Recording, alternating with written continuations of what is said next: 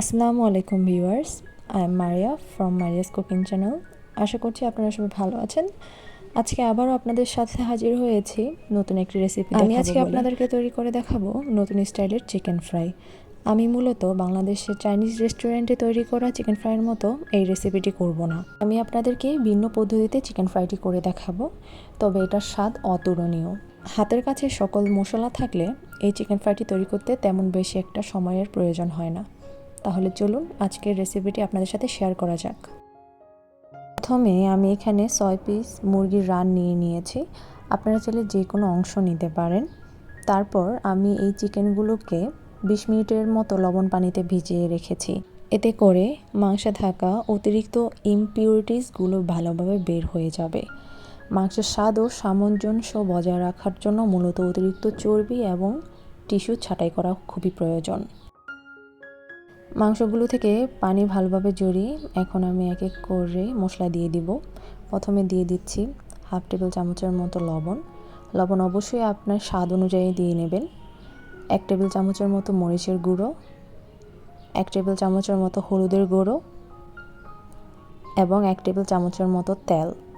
এখন আমি সবগুলো উপকরণ মাংসের সাথে ভালো করে মেখে নিচ্ছি। আপনি চাইলে চিকেনটাকে ম্যারিনেট করে আধা ঘন্টা বা 1 ঘন্টার জন্য রেস্টে রাখতে পারেন। এতে করে চিকেন ফ্রাইটি আরও ভালো হবে। আমি যেহেতু এখন এই রান্নাটা করছি, তাই আমি সাথে সাথেই রান্না বসিয়ে দেব।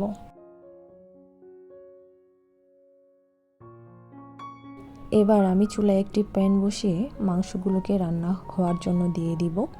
এতে এখন কোনো এক্সট্রা তেলের প্রয়োজন নেই, যেহেতু আমরা অলরেডি তেল দিয়েছি। চিকেনগুলো ভালোভাবে সিদ্ধ হওয়ার জন্য বাটিতে লেগে থাকা অবশিষ্ট মশলাগুলোতে 1 কাপ পরিমাণ পানি মিক্স করে চিকেনগুলোতে ঢেলে দিব। চিকেনগুলো ভালোভাবে সিদ্ধ হওয়ার জন্য এর চেয়ে বেশি পরিমাণ পানির প্রয়োজন নেই। এবার আমি চিকেনগুলোকে ভালো করে সেট করে দিচ্ছি এবং 15 মিনিটের জন্য মিডিয়াম আঁচে এগুলোকে কুক করে নেব। চিকেনগুলোকে সিদ্ধ হতে দিয়ে আমি এখন তৈরি করে ফেলবো চিকেন ফ্রাই করার জন্য মেইন মিক্সচারটি। প্রথমে একটি ব্লেন্ডারে আমি দিয়ে দিচ্ছি 1 কাপ পরিমাণ বেসন, 3 টেবিল চামচ কর্নফ্লাওয়ার, অ্যাড করে দিচ্ছি 3 টেবিল চামচ টক দই। টক দইটা অবশ্যই ব্যবহার করবেন, এটা চিকেন ফ্রাইয়ের স্বাদ আরও দ্বিগুণ করে দিবে। আপনারা চাইলে টক দই বাসায় বানাতে পারেন, এটা খুবই ইজি। আমি এই টক দইটা নিজে বাসায় তৈরি করেছি। এরপর একে একে আরও অ্যাড করে দিচ্ছি হাফ টেবিল চামচ জিরা গুঁড়ো, হাফ টেবিল চামচ ধনিয়া গুঁড়ো, হাফ টেবিল চামচ লবণ, হাফ টেবিল চামচ লাল মরিচের গুঁড়ো, হাফ টেবিল চামচ হলুদ গুঁড়ো, হাফ টেবিল চামচ কালো গোলমরিচের গুঁড়ো, হাফ টেবিল চামচ রসুন বাটা, হাফ টেবিল চামচ আদা বাটা। এরপর আমি অ্যাড করে দিচ্ছি 1 টেবিল চামচের মতো লেবুর রস। আপনারা চাইলে তেঁতুলের কাঁদও ব্যবহার করতে পারেন, এতে করে চিকেন ফ্রাইতে একটা টক ঝাল ফ্লেভার আসবে। এরপর আমি অ্যাড করে দিচ্ছি হাফ কাপের মতো পানি এবং এগুলোকে ব্লেন্ড করে নিব। এরপর আমি সকল উপকরণগুলোকে ভালো করে ব্লেন্ড করে নিয়ে এসেছি এবং আপনারা দেখতেই পাচ্ছেন ম্যারিনেশনটা খুব ভালোভাবে তৈরি হয়ে গিয়েছে। অবশ্যই সবগুলো উপকরণকে ভালোভাবে ব্লেন্ড করতে হবে যাতে কোনো দানা হয়ে না থাকে। 15 মিনিট পর আবারও ফিরে আসলাম চিকেনগুলো দেখার জন্য।